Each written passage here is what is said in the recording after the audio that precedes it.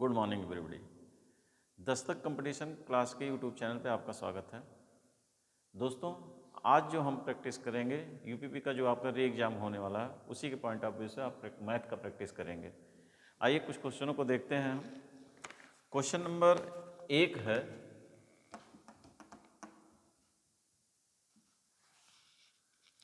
तीन घन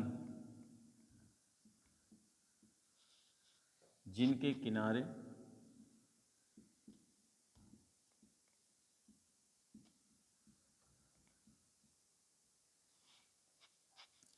क्रमशः 3 सेंटीमीटर,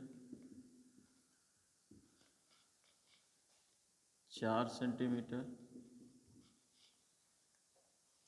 तथा 5 सेंटीमीटर है।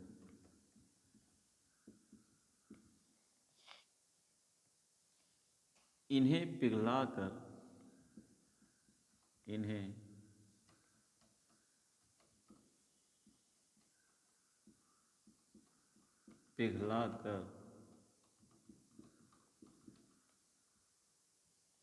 पिघलाकर एक अकेला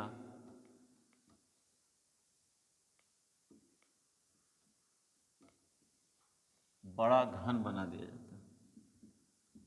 बड़ा घन बना दिया जाता है।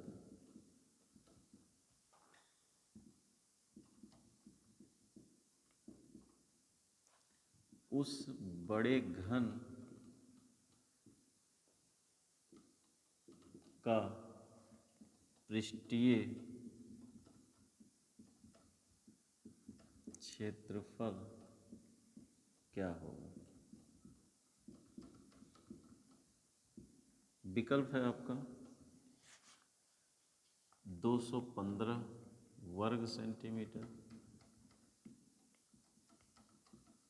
बी विकल्प है आपका 216 वर्ग सेंटीमीटर,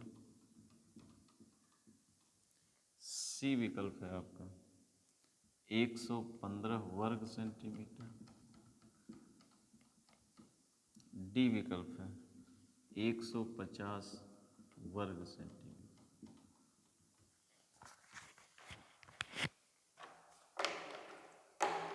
क्वेश्चन है, ये तीन घन जिनके किनारे क्रमशः 3 सेंटीमीटर, 4 सेंटीमीटर तथा 5 सेंटीमीटर, इन्हें पिघलाकर एक बड़ा घन बना दिया जाता है। कोई भी आकृति पिघलाकर या गलाकर अगर दूसरी आकृति का रूप ले ले रही, चाहे वह एक एक कई आकृतियां मिलकर गलाई जाए, चाहे एक ही आकृति, जैसे ही वो दूसरा स्वरूप लेगी तो उसका आयतन या जितने भी होंगे उनका कुल आयतन जो बनी हुई आकृति के आयतन के क्या होगा? बराबर होगा। हम ये मान लेते हैं कि बड़े वाले घन की भुजा ही ए है, तो इसका आयतन क्या होगा? ए क्यू। अब छोटे छोटे घन का कुल आयतन निकालते हैं। 3 का घन यानी पहली भुजा 3 है तो 3 का घन, दूसरी भुजा 4 है 4 का घन, तीसरी भुजा 5 है तो 5 का घन। ये घन के आयतन का फार्मूला है, भुजा का घन होता है। तब तीनों को जोड़ देंगे, 3 का घन 27, 4 का 64, 5 का 125, जुड़ जाएगा 216। ए इसका घनमूल निकल आएगा 216 का हो जाएगा 6। हमसे पूछ रहा है इसका पृष्ठीय क्षेत्रफल। घन का पृष्ठीय क्षेत्रफल होता है 6 गुणे भुजा स्क्वायर यानी 6a स्क्वायर, 6 गुणे 6 गुणे 6 यानी 216 वर्ग सेंटीमीटर। विकल्प आपका बी सही है।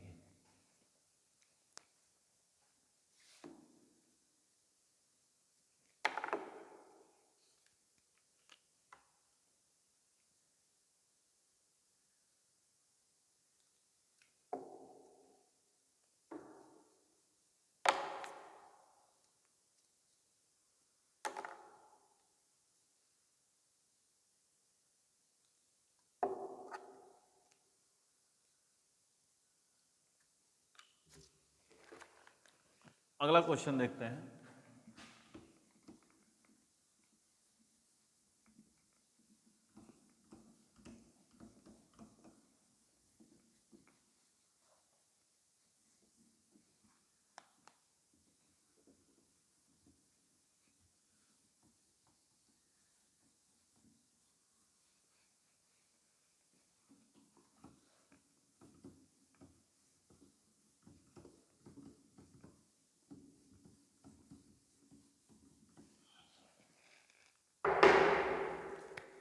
दूसरा क्वेश्चन है, बिजली के बिल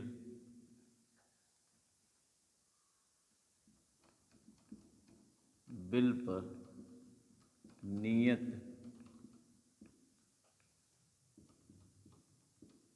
समय के भीतर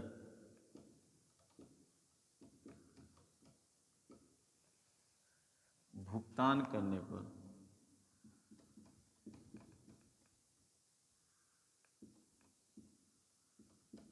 भुगतान करने पर 15% छूट दी जाती है, छूट दी जाती है।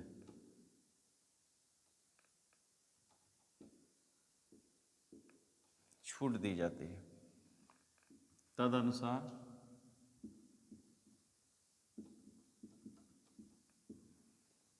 यदि किसी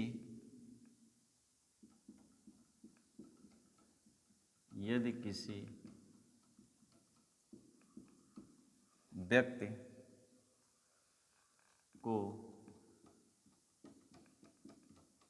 नियत समय पर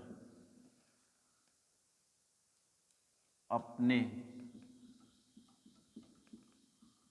बिल को भुगतान करने पर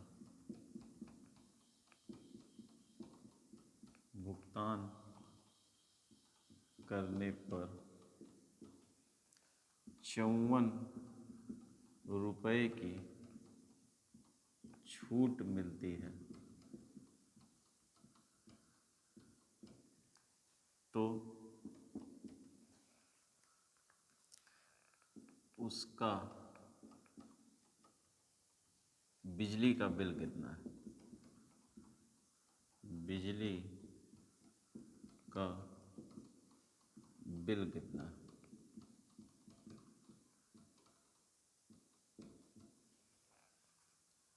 विकल्प है 360 रुपये, बी विकल्प है 380 रुपये,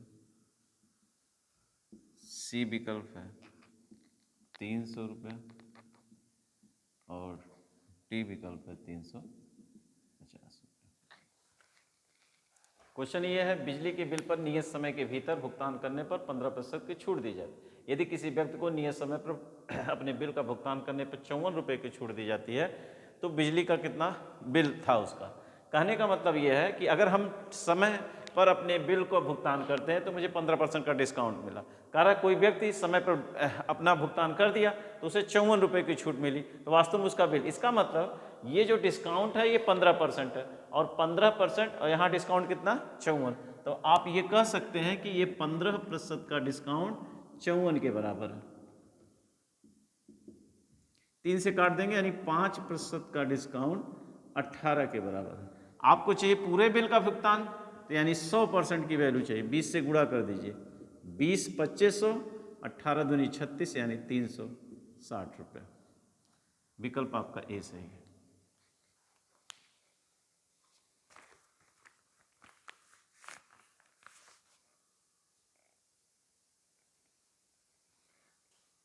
नेक्स्ट क्वेश्चन आपका,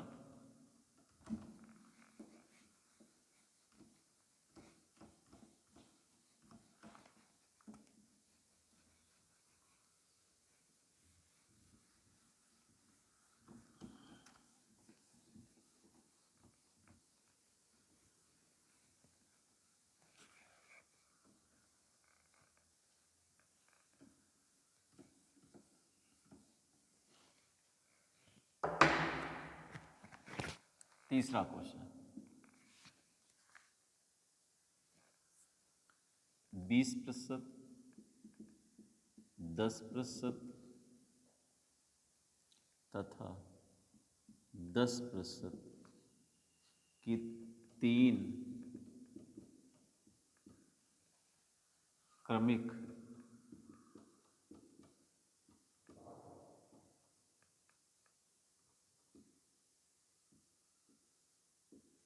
क्रमिक छूट देकर भी 3 क्रमिक छूट देने के बाद 3 क्रमिक छूट देने के बाद एक वॉशिंग मशीन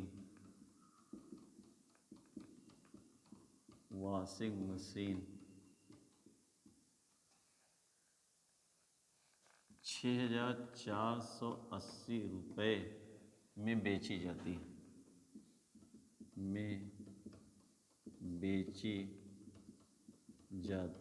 है, तो वॉशिंग मशीन का अंकित मूल्य ज्ञात कीजिए। अंकित मूल्य ज्ञात कीजिए। विकल्प है 10,800 रुपये, बी विकल्प है 10,000 रुपये, सी विकल्प है 8,960 रुपये, डी विकल्प है 10,000, डी विकल्प है 12,000 रुपये। कह रहा 20%, 10% तथा 10% की 3 क्रम यानी क्रम दर क्रम छूट मिल रही है, या इन तीनों को मिलाकर आप एकल छूट निकाल सकते हैं और एकल छूट निकाल लेंगे, फिर 6480 रुपये में बेचा जा रहा है अंकित मूल्य, या डायरेक्ट आप फार्मूला लगा सकते हैं। फार्मूला जो है एमपी मॉनेटरी प्राइस ही, एमपी का मतलब होता है अंकित मूल्य, अंकित मूल्य गुणे 100 माइनस D1%, एक डिस्काउंट, ऐसे कई डिस्काउंट हो तो 100 माइनस D2% बटे 100 के ऐसे जितने भी डिस्काउंट होंगे यानी 100 माइनस D3%, 3 डिस्काउंट है D3% बटे 100 के, ये बराबर हमारा SP के होगा यानी विक्रय मूल्य के होगा। विक्रय मूल्य बराबर होता है अंकित मूल्य गुणे 100 माइनस D1%, 100 माइनस D2% गुणे 100 माइनस D3% बराबर विक्रय मूल्य, या उन तीनों को मिलाकर हम एकल छूट निकालेंगे plus x plus Y minus X Y से तुलना 20-10 की करेंगे, फिर उसकी तुलना 10 से करेंगे, या 20% को फ्रैक्शन में चेंज करके भी हम एकल छूट निकाल सकते हैं। लेकिन अगर हमारा कैलकुलेशन सही है तो हम इस तरीके से भी लगा सकते हैं, जैसे मुझे चाहिए अंकित विक्रय मूल्य दिया है, अंकित मूल्य चाहिए, तो डायरेक्ट हम विक्रय मूल्य लिख सकते हैं। विक्रय मूल्य कितना दिया है 6480 विक्रय मूल्य, ये सब अगर उधर जाएगा तो गुणे 100 ये ऊपर चला जाएगा, और ये 100 माइनस डी वाला नीचे आएगा। पहला 20% का डिस्काउंट यानी 80, दूसरा 10% का डिस्काउंट यानी 90, तीसरा भी 10% का डिस्काउंट यानी 90। बस जो कट रहा है देखिए 1 2 3 4, 1 2 3 3 जीरो, 2 1 2 3 1 2 3 3 जीरो कैंसिल हो गया। देखिए 8 9 और 9 इसका गुणा करेंगे तो 648 आएगा यानी 10 बार जाएगा। 1 3 1 4 1 5, 1 2 3 4 1 5 यानी 10,000 बराबर 10,000 रुपये के।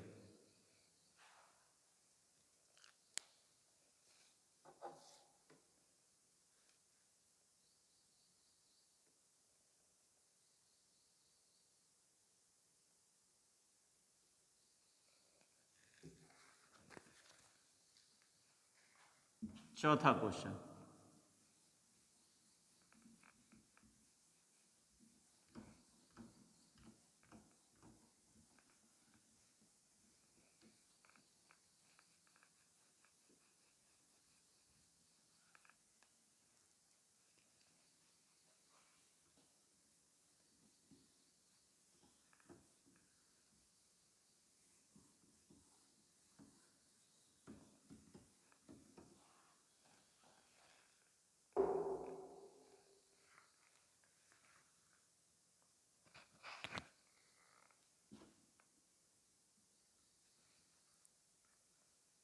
एक व्यापारी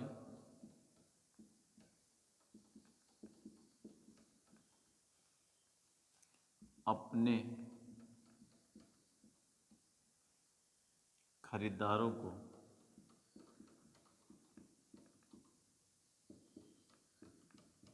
अपने खरीदारों को 25%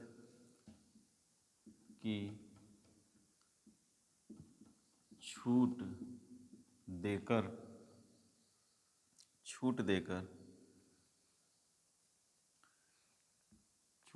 भी 25% की छूट देकर भी 25% का लाभ कमाता है। 25% का लाभ कमाता है।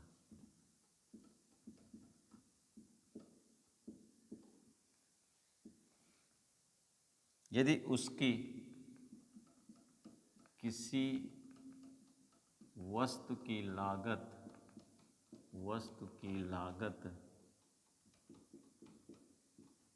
720 रुपया है तो उसका अंकित मूल्य कितना होगा?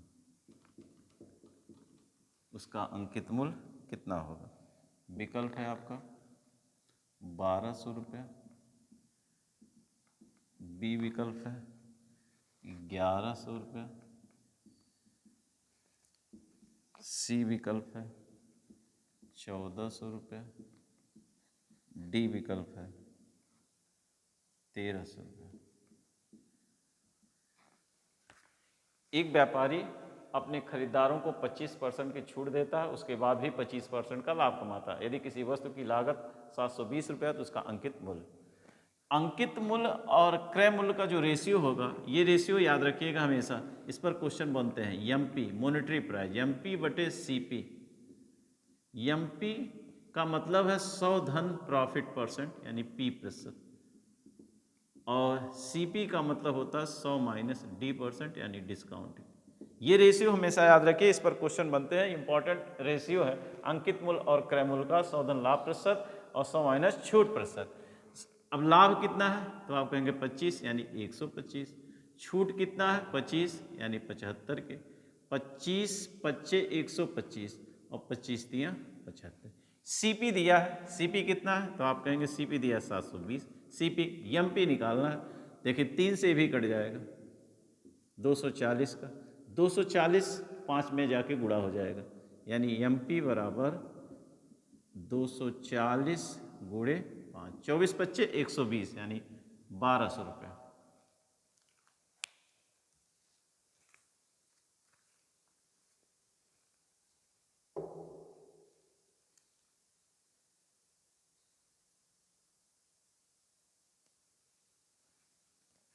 पांचवा क्वेश्चन,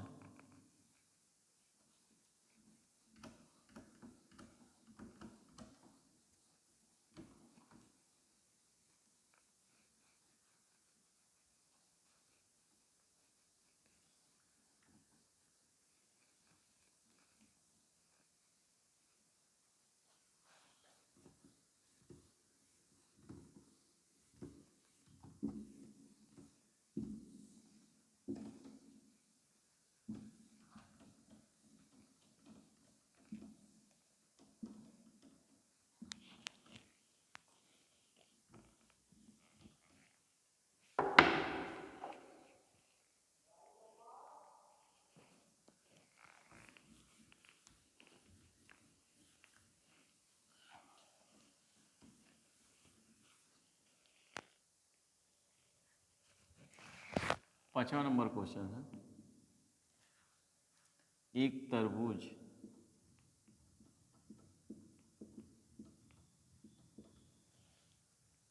को भार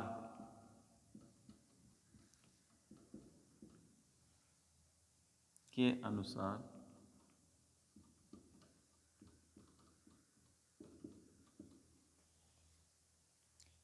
3:5 के अनुपात में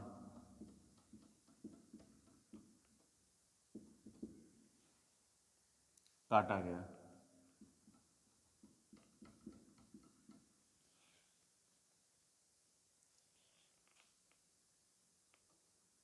उनमें बड़े टुकड़े को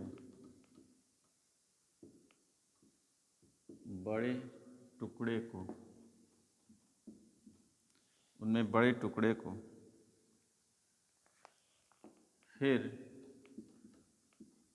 5:7 के अनुपात में 5:7 के अनुपात में काटा गया। अनुपात में काटा गया।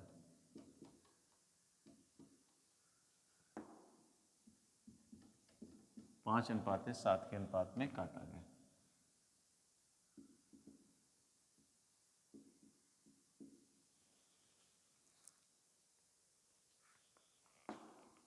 तदनुसार तीनों टुकड़ों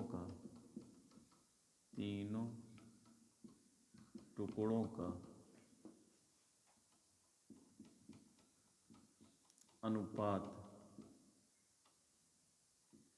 ज्ञात कीजिए।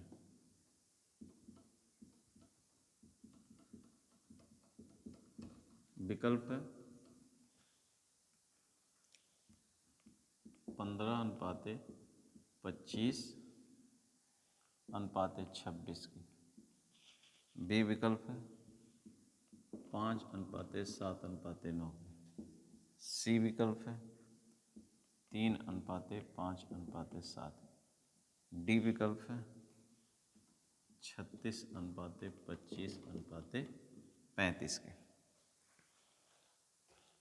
एक तरबूज को भार के अनुसार दो भागों में बांटा गया, पहले 3:5 और इसका जो बड़ा हिस्सा यानी 5 को फिर 5:7 के अनुपात में काट दिया गया।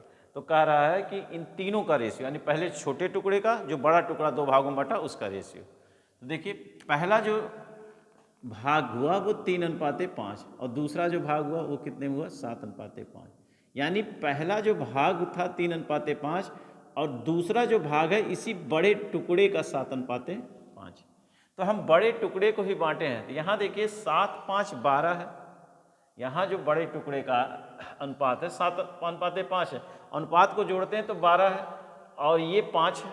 तो ये 12 है, ये 5 है, दोनों को समान कर लेते हैं। तो इसको 12 ये है और 5 ये, समान करने के लिए 12, 5 कैल्शियम यानी 60। तो इसको भी आपको 60 करना पड़ेगा। तो 60 करने के लिए इसमें 12 का मतलब दोनों में, और इसमें आपका 7:5 5 का। तो ये जब 12 का गुणा होगा 12 इसमें 3 और दोनों में इसमें भी होगा। तो 12 3 36 अनुपात ये 60 हो गया। और ये 5 7 35 यानी पहले 5:7 है, पहले 5:7 है। 55 25 और 5 7 35। अब देखेंगे इसको अगर जोड़ते हैं तो ये भी 60 आ गया और इसी 60 को बांटा गया। अब तीनों का रेशियो, तो पहला रेशियो छोटे वाले का 36, इन दोनों का रेशियो 25:35 के। 36:25:35 के। डी विकल्प सही।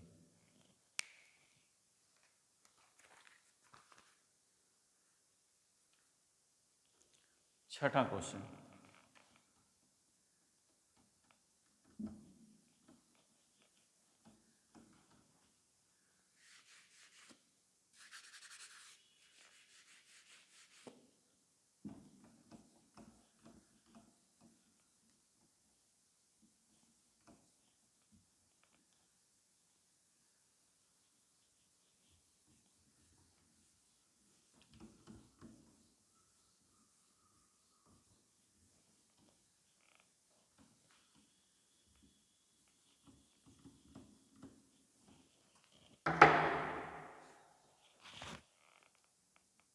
छठा क्वेश्चन,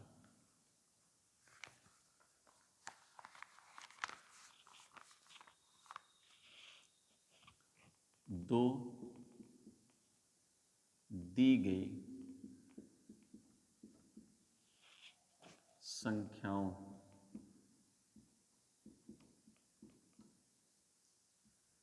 संख्याओं का लासा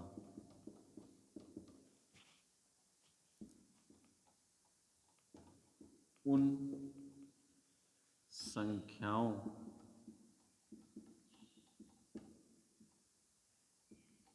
के मासा का 6 गुना है, 6 गुना है यदि छोटी संख्या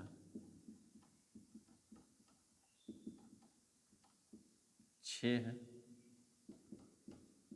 तो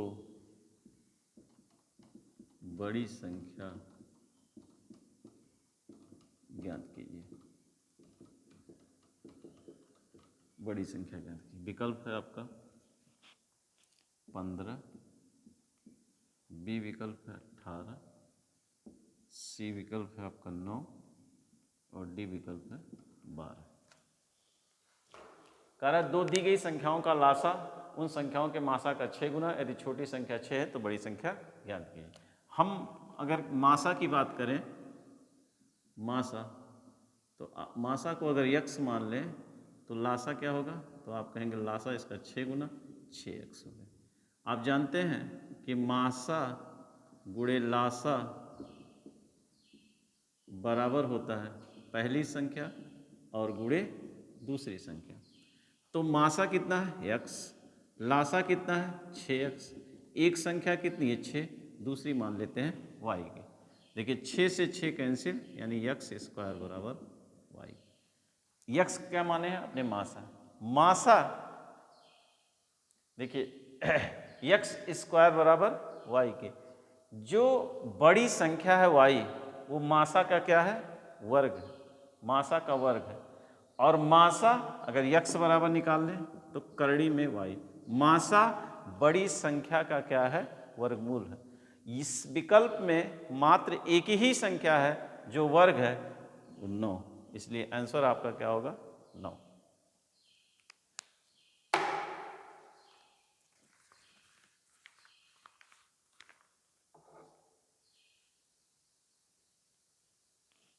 सातवां नंबर क्वेश्चन,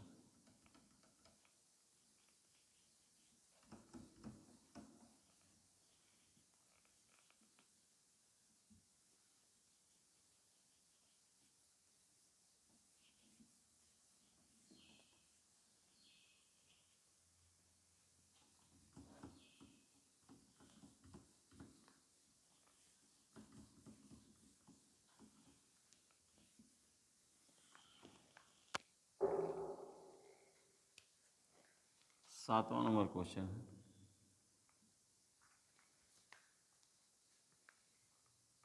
सरलीकरण का 0.098 का घन प्लस 0.02 का घन प्लस 0.98 गुणे 0.06 माइनस 1 के। विकल्प है आपका 1.09 के, बी विकल्प है 1.98 के, सी विकल्प है 0, डी विकल्प है 1 के। 0.98 का वर्ग 0.02 का वर्ग करें घन, 0.02 का घन प्लस 0.98 गुणे 0.06। अगर हम इसको पूरा सॉल्व करें, इसका घन निकालें, इसका घन निकालें, फिर जोड़ें, फिर इसको गुणा करें, फिर आपस में जोड़कर 1 घटाएं तो टाइम लगेगा।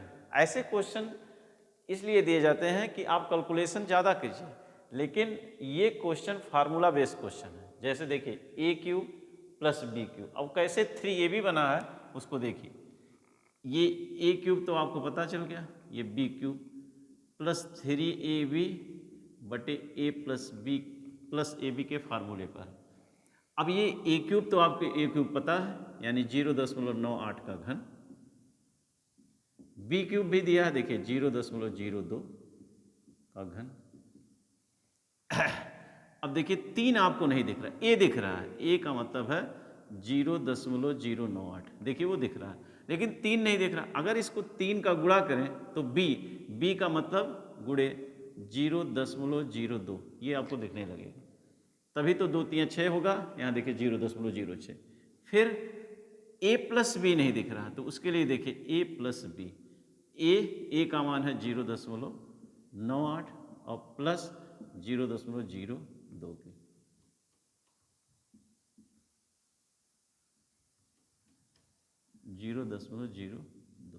ये प्लस दिखा। अब ये लिखा क्यों नहीं गया? इस प्लस का मान 1 होगा और 1 का किसी में गुणा करेंगे कोई फर्क नहीं पड़ा, इसलिए ये देखिए इस फार्मूले पर, और लास्ट में -1 लगा। अगर इसको ये किस फार्मूले पर है, तो आप कहेंगे ए प्लस बी के होल क्यूब के फार्मूले पर, और बाद में वही -1 लगा है, यानी 0.98 प्लस 0.02 का घन है और -1। 1 का घन 1 और 1 में से 1 गया 0 के। अगर ये -1 नहीं होता तो आंसर डी होता, -1 है तो आंसर सी के।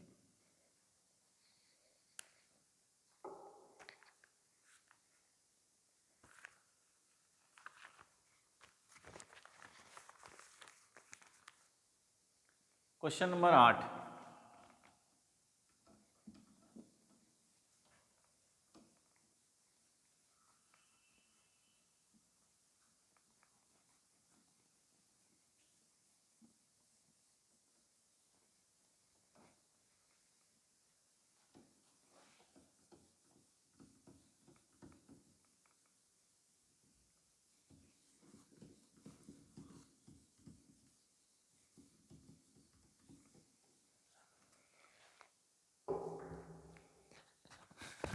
क्वेश्चन नंबर 8, 450 रुपये को ए बी सी में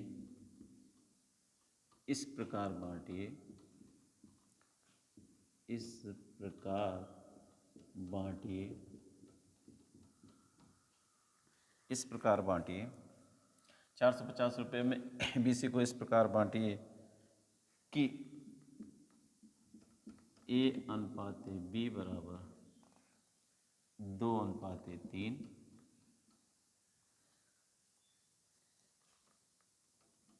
हो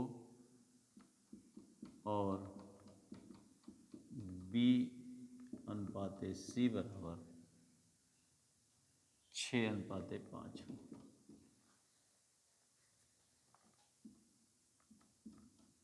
तो सी का मान क्या होगा? विकल्प है आपका 150 रुपये, बी विकल्प है 120 रुपये, सी विकल्प है 90 रुपये, डी विकल्प है 100 रुपये। कारण 450 रुपये को इस प्रकार बांटिए कि ए अनुपात बी बराबर 2:3, बी अनुपात सी बराबर 6:5, तो सी का मान क्या होगा? यानी 3 हिस्सों में बांटना है और उसमें एक ही का हिस्सा निकालना। ए अनुपात बी बराबर 2:3, बी अनुपात सी बराबर 6:5। मुझे चाहिए क्या? ए अनुपात बी अनुपात सी पहले। तो ये देखिए दोनों जगह बी है, यहाँ भी बी है, यहाँ भी, तो बी को बराबर करते हैं। यहाँ 6 है, इसी को 6 बना लेते हैं, यानी 2 दूनी 4, 2 तियाँ 6, तब अनुपात हो गया ए 4 हो गया, बी 6 हो गया, सी कितना हो गया? 5। हमको चाहिए सी का हिस्सा। सी कितना है? 5। कितने में? तो आप कहेंगे 4 + 6 + 5। कितने पैसे को बांटना है? तो आप कहेंगे 450। 6 4 10, 5 15 और 15 तियाँ 45 और 30 बच्चे 150 रुपये।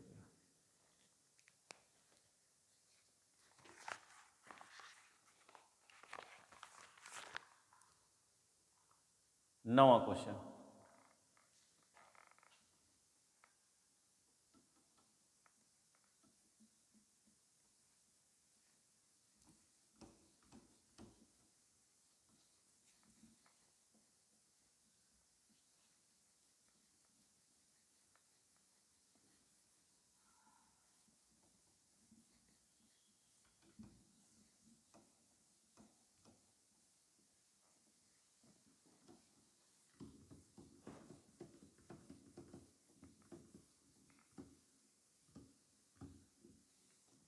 एग्ज़ाम आपका कैंसिल हुआ है तो आप ऐसा मत करें कि अब घर पे बैठकर पढ़ाई ढीली कर दें।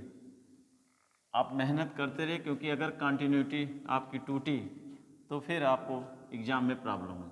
डेली आप एक मार्क टेस्ट देते रहिए और प्रैक्टिस करते रहिए और एक बार सिलेबस को पूरा रिकैप कर जाइए।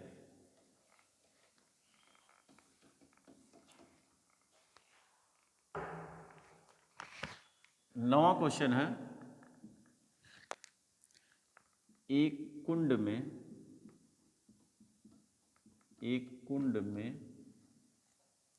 नली द्वारा पानी भरने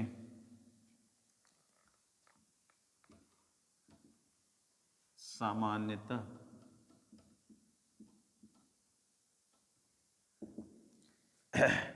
सामान्यतः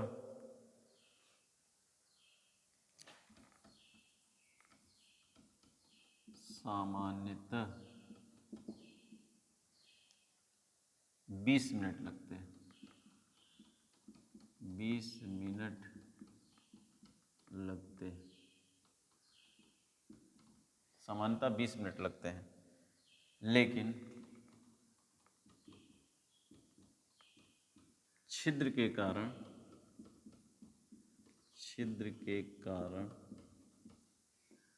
10 मिनट और लगते हैं। 10 मिनट और लगते हैं। 10 मिनट और लगते हैं या 10 मिनट ज़्यादा लगते हैं? 10 मिनट ज़्यादा लगते हैं। तो ज्ञात कीजिए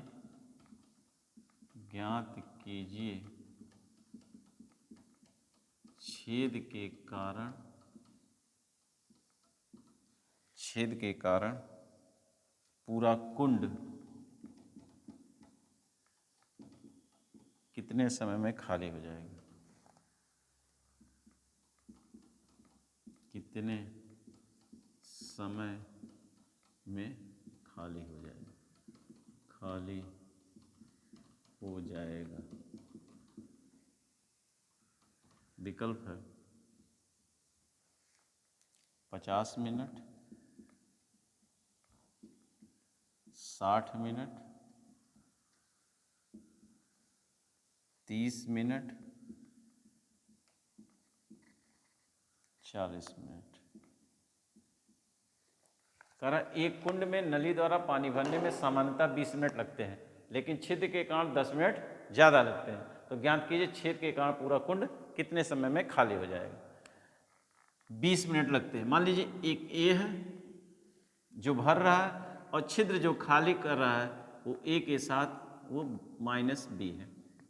ए 20 मिनट लेता है भरने में और छिद्र के कारण 10 मिनट ज़्यादा लगते हैं, यानी लगते हैं कितना? 30। ए अगर अकेला चले पाए, जैसे एक आदमी ए 20 मिनट में कोई काम करता है तो बी की सहायता से 30 मिनट में, तो वही कह रहा है ए 20 मिनट में भरता है, लेकिन अगर छिद्र भी है तो छिद्र के कारण वह 10 मिनट ज़्यादा लेता है, यानी पाइप ए भी खुला हो छिद्र भी, तो 30 मिनट लगते हैं। हम निकाल लेते हैं पूरी उसकी क्षमता। 20-30 का एलसीएम कितना होगा? 60। 20 से भाग देंगे 3, ए की क्षमता आ जाएगी। 30 से भाग देंगे 2, ए और बी की मिला की क्षमता आ जाएगी। अब मुझे चाहिए बी, छिद्र कितने समय में, यानी छिद्र की क्षमता चाहिए, तो इसमें से इसको अगर घटा दे तो ए से ए कैंसिल और -b का मान आ जाएगा, यानी -b प्लस हो जाएगा। b का मान 3 में से 2 गया 1, b का मान आ गया। b की क्षमता 1 मिनट में 1 भाग खाली करता है। 1 मिनट में 1, ये एफिशिएंसी आ गई b की।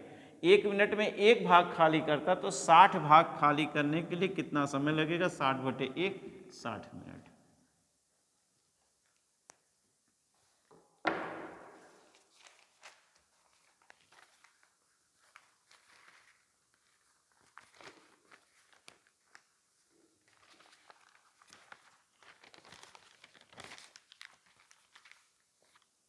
दसवां क्वेश्चन,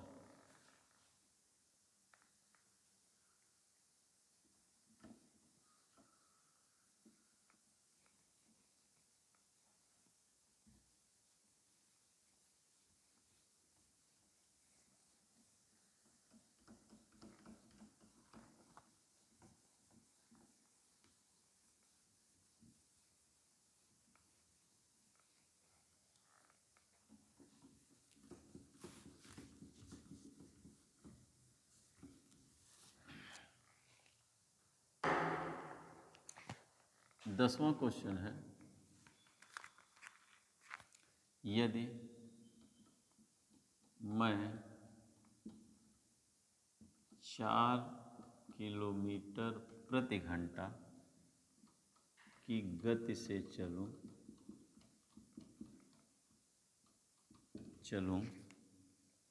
तो मेरी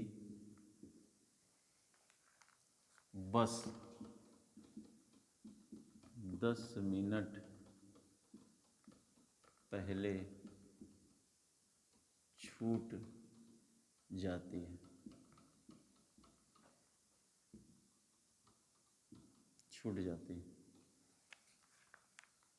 यदि मैं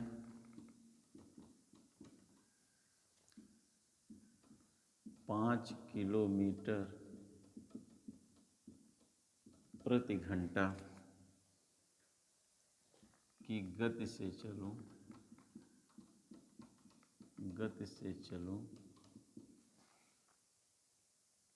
तो बस के लिए 5 मिनट पहले पहुंच जाता हूँ।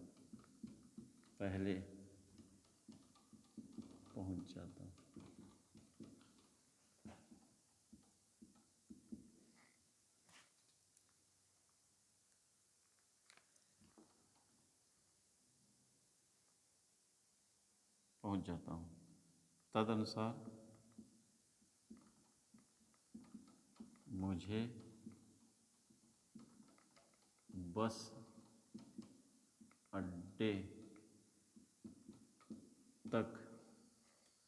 अड्डे तक जाने के लिए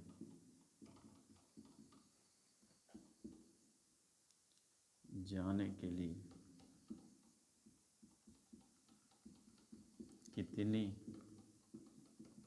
दूरी तय करनी होगी।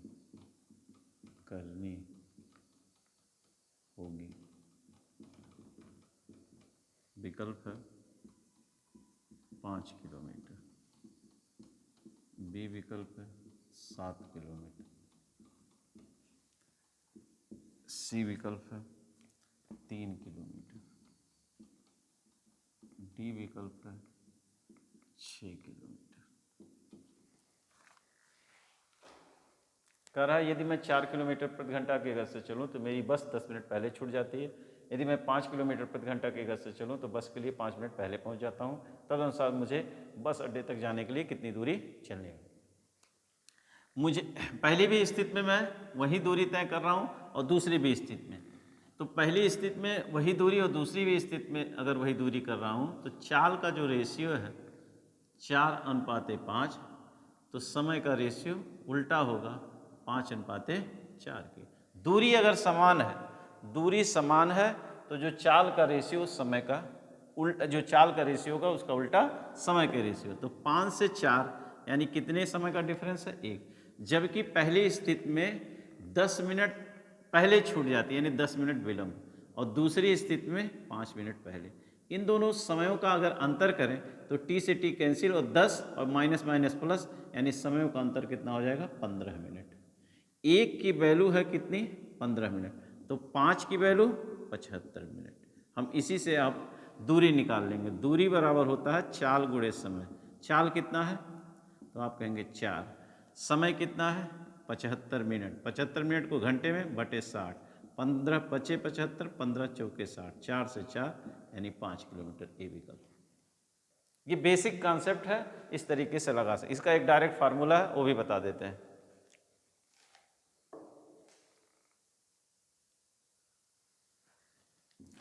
फार्मूला क्या है?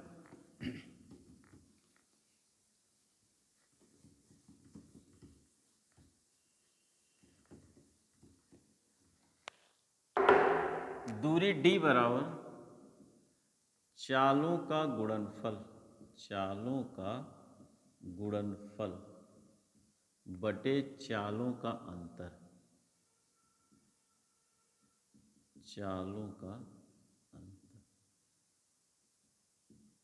गुणे समयों का अंतर, समयों का अंतर बटे 60 की। ये फार्मूला डायरेक्ट है, डी बराबर चालों का गुणनफल बटे चालों का अंतर गुणे समयों का अंतर बटे 60। चालों का गुणनफल 4 गुणे 5, चालों का अंतर 4 में से 5 घट गया, अंतर है यानी माइनस नहीं आएगा, केवल अंतर लिखना 1।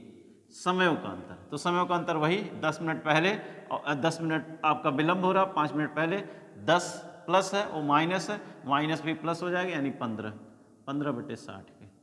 15 चौके 60, 4 से 4 5 किलोमीटर। ये डायरेक्ट फार्मूला है।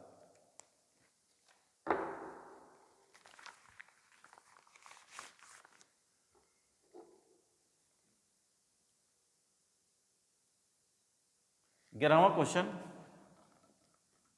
लास्ट क्वेश्चन है 11वां। ऐसे आप 10-11 क्वेश्चन का प्रैक्टिस करते रहेंगे।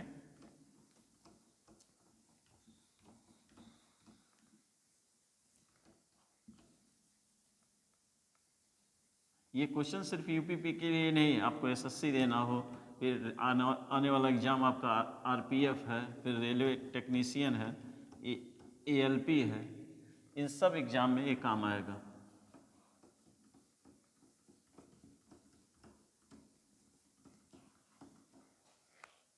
इस वीडियो को आप ज़्यादा से ज़्यादा शेयर करेंगे जिससे सभी लोगों तक पहुंच जाए।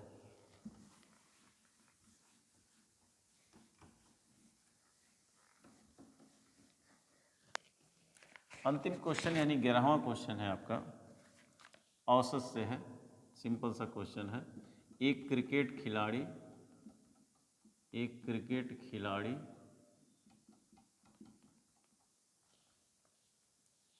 का 15 मैचों का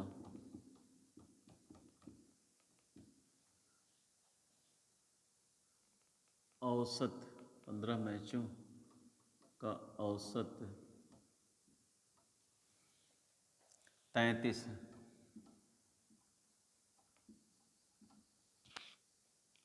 यदि पहले 10 मैचों का औसत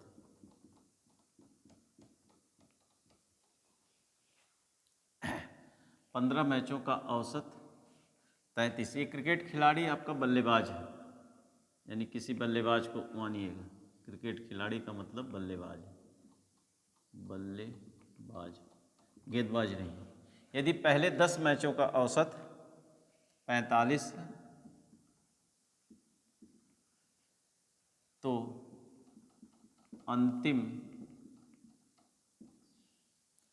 5 मैचों का औसत कितना होगा?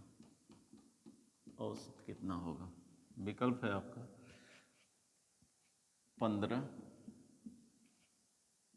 23, 9, 13.5। एक क्रिकेट खिलाड़ी का 15 मैचों में रनों का औसत है, 15 मैचों में रनों का औसत, इसलिए बल्लेबाज का है, बल्लेबाज का ही है। 15 रनों का औसत 33 है, तो पहले 10 मैचों का औसत 45 है, तो अंतिम 5। सिंपल सा क्वेश्चन है, औसत दिया है और संख्या दी है, तो योग निकाल सकते हैं आप। योग डायरेक्ट कैलकुलेशन कर ले, योग बराबर होगा औसत गुणे संख्या। औसत है 33 और संख्या है 15, यानी 495। ये कितने मैचों का? तो आप कहेंगे 15। फिर शुरू के 10 मैचों का योग, तो आप कहेंगे 10 गुणे 45, यानी 450। इन दोनों को घटाएंगे 45 आ जाएगा, तो ये आएगा कितने का? 5 का। ये 5 मैचों के योग है, तो औसत कितना होगा? तो औसत बराबर होगा आंकड़ों का योगफल, आंकड़े हैं 45, आंकड़ों का योगफल है 45, आंकड़े कितने हैं? 5, भाग देंगे, यानी औसत कितना होगा? 9। क्रिकेट खिलाड़ी के बल्लेबाज का औसत दिया 15 मैच में वह 33, यानी प्रति मैच वह 33 रन बनाता है, तो कुल कितना रन बनाता है 15 मैच में? 495। पहले 10 मैच में कितना बनाता है? 450। ये 15 मैचों का, ये 10 मैचों, इन दोनों को घटा देंगे, 5 मैचों का कुल रन आ गया 45, ये 5 मैचों का कुल रन, तो औसत कितना? 5 से भाग देंगे। Thank you.